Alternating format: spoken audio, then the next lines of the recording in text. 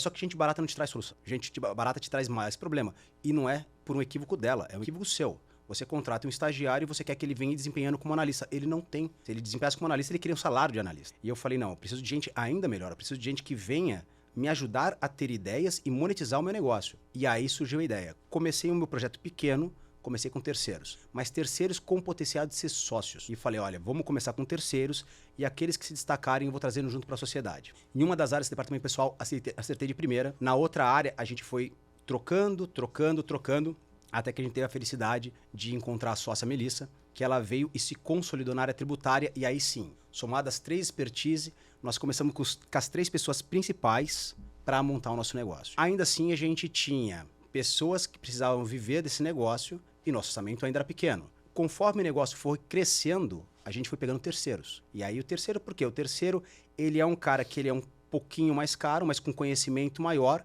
só que eu posso contratar por demanda. Expandindo o negócio, CLT. E nós temos também um plano de negócios que aquelas pessoas que destacarem podem vir a ser sócios. Então, assim, basicamente, essas são as modalidades que nós temos de contratação, tá? Para dentro do nosso negócio, da nossa área principal.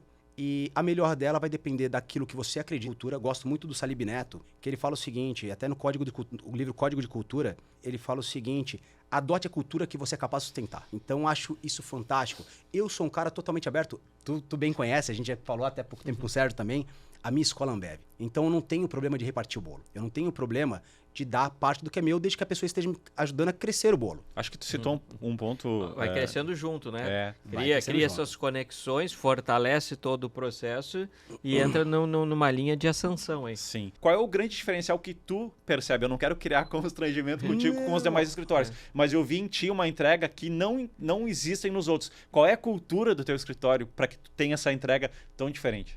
Existem escritórios, principalmente a parte que é commodity. Porque, assim, se você pegar a parte primária do escritório de contabilidade, é commodity. Eu falo assim, imposto e folha de pagamento. Se todo mundo seguir a lei, tem que dar o mesmo resultado. Mas, infelizmente, segundo o impostômetro, tá, que é um órgão do IBGE, 95% das empresas pagam imposto de forma indevida no Brasil. Rafa, qual que é a diferença? Primeiro, aceitar naquilo que eu não sou bom. E na parte tributária, tem pessoas muito melhores do que eu. E por isso que nós trouxemos uma sócia. Entendeu? Tu tem que aceitar. Se você não aceitar naquilo, se você não entender quais são todas as áreas que sua empresa precisa, você tem que identificar quem vai ser comercial, quem vai ser operação, da sua operação, quais profissionais você precisa ter. Se você achar que você é bom em tudo, você vai ser o gargalo da tua empresa. É você que vai ser o problema para sua empresa crescer. E eu comecei a identificar naquilo que eu não sou bom e falei, cara, vou trazer pessoas muito melhores do que eu. Segundo, a gente tem que criar uma cultura. E a gente começou desde o início, cultura de encantamento do cliente. Então, falar, poxa, a gente tem que fazer a contabilidade. Como muitas pessoas calculam imposto errado, temos que calcular certo. Então, é uma coisa que a gente não abre mão. Começar do básico, né? Porque muitas vezes o erro, ele é o básico, né? Ele é o básico. Aí, beleza. Fez o básico bem feito? É o que eu falo pra todo mundo. Eu falo o seguinte, imagina você chegar pra comprar um carro e o cara fala o seguinte, cara, tô te vendendo o melhor carro do mundo. Olha, ar-condicionado digital em todos os cômodos, o banco esquenta no inverno, esfria no verão, o pé faz massagem quando você coloca o pé no assoalho. Pô, o carro é perfeito. Você fala, maravilha, só não liga o motor, tá? Fica tranquilo. Não adianta. Então, toda uma vez... Fica só sentado aí dentro. Banco da praça. Ele só não anda, tá? Mas do resto, ele faz tudo. Você coloca a mão no volante, ele faz massagem. Não adianta. Então, assim, primeira coisa que você tem que fazer com o seu negócio é fazer bem feito, tá? Depois disso, legal. Eu vou ter que criar atributos de valor onde, quando os meus clientes compararem com produtos similares aos meus ou substitutos, tenha que escolher sobre o meu. Então, a primeira coisa que eu trouxe para o jogo como eu vim de uma área de controladoria, vou falar de finanças. Infelizmente, na contabilidade, quando a gente fala de contabilidade, a gente fala de ciência da mutação do patrimônio. Então, estou falando de DRE, DFC e balanço. E a grande maioria dos clientes que já vieram para o nosso escritório hoje, que são acima de 100, eu posso te falar que pelo menos 95% nunca tinha visto DRE na vida. Então, a contabilidade não entrega sequer o básico. Então, vamos falar, departamento pessoal e fiscal não se conversa. Obrigações mensais. DRE e DFC entrega para todos os clientes mensalmente. O balanço também está pronto. Só que o balanço está falando de estrutura de capital, a gente vai falar trimestralmente ou para quem esteja com problema de estrutura de capital. Tá? Mas DFC e DRE tem que ser visto mensalmente com os clientes e chamar os clientes que estão com problema de resultado. Por quê? Porque as pessoas não têm ideia de como ver isso e isso... Para quem ainda não tem essa intimidade com o DRE, quando a gente fala de lucro-prejuízo, é a última linha do DRE. Então, isso tem que apresentar. Bom, só de ter feito imposto correto e entregue o DRE e DFC, eu já me diferenciei da grande maioria das contabilidades. A grande questão é, quando você entrega DRE e DFC para os seus clientes, eles pegam um relatório e falam, ótimo, o que isso quer dizer? E aí, vamos falar da área financeira. Quando o cliente ele não consegue, ele não está estruturado financeiramente, a gente vai prestar pelo menos uma consultoria mínima para que ele se estruture. Tu tem a tua equipe financeira? Tem. Traz para cá, a gente vai dar um curso para ela, como fazer contas a pagar, contas a receber, tudo certinho, plano de contas, forma de pagamento e assim por diante. Você não tem um software? Então a gente vai te ajudar a implementar um software e colocar dentro do seu negócio. E aí a gente vai conseguir falar de finanças com o cliente, o que já é mais um atributo de valor. E por fim, como eu já estudei por muito tempo a questão empresarial, como eu já mentorei muitos empresários, também trouxe isso para o jogo. Então, aí a gente vai para um outro lugar. Eu falo, olha, departamento pessoal, a gente tem que garantir que os processos sejam feitos. O fiscal, a gente tem que fazer um planejamento tributário uma vez por ano, e a menos que mude a lei, é seguir o planejamento tributário garantindo o menor imposto. O financeiro vai dar problema sempre. Falado disso, vamos falar de ganhar dinheiro. Como? Vamos falar de empreendedorismo. Gente, qual o profissional que está faltando para o seu time? Poxa, você quer transformar alguém em sócio? Como a gente pode fazer um plano para o teu negócio? Então, eu estava falando com um cliente nosso. É muito além da contabilidade, né? Não, ele está trazendo pontos aqui e eu estou me reportando a experiências que eu participei. E sempre foi uma carência que eu identifiquei, Rafael, justamente esse processo de orientação. Porque fazer o mais do mesmo, ou o básico, todo mundo faz. Recolher, tem que fazer aqui, tem que recolher esse imposto, tal, te dá a guia. Isso é generalizado.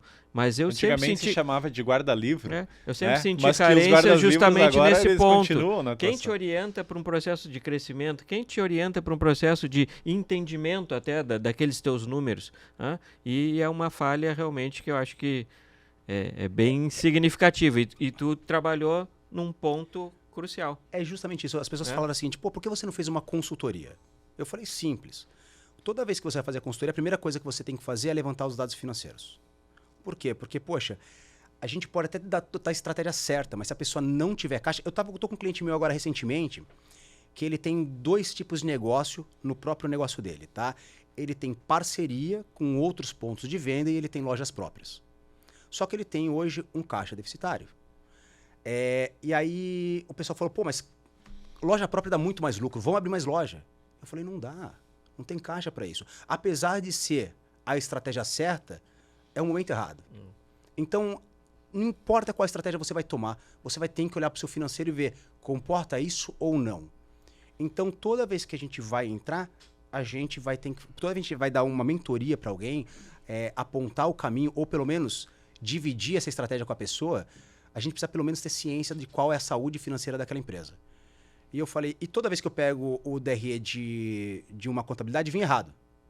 Eu falei, gente, eu já sou contador, eu sei como fazer o jogo, eu vou fazer uma contabilidade e com o poder dos números na mão, eu vou poder aconselhar meus clientes da melhor forma possível. Eu enxergo aqui os 2 pontos, né?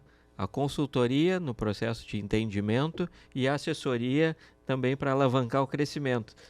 Então, é o que faz a diferença. Né?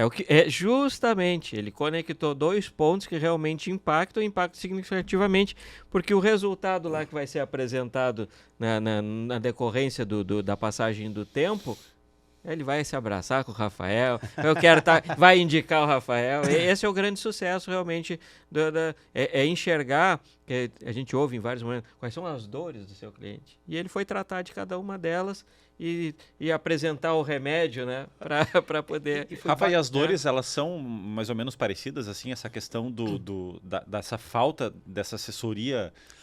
Ela é geral. Eu vou te falar o seguinte, boa parte, assim...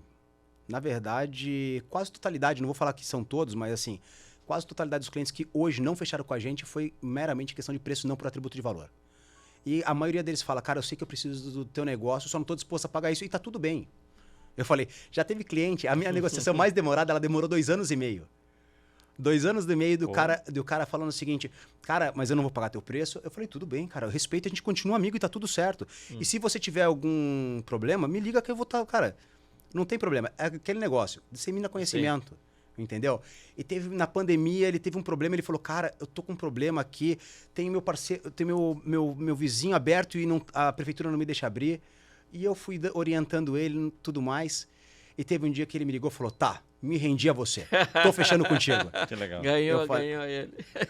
E aquela coisa agrega valor para as pessoas.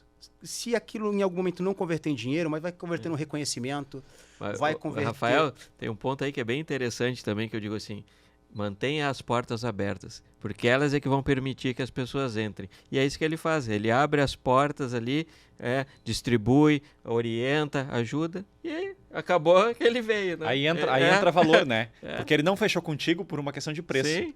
Mas aí, quando tu entrega valor para ele, conhecimento e compartilha, e faz ele enxergar, né, o jogo. que aquele valor, que aquele preço do final do mês não significa a entrega que tu, né, é muito maior.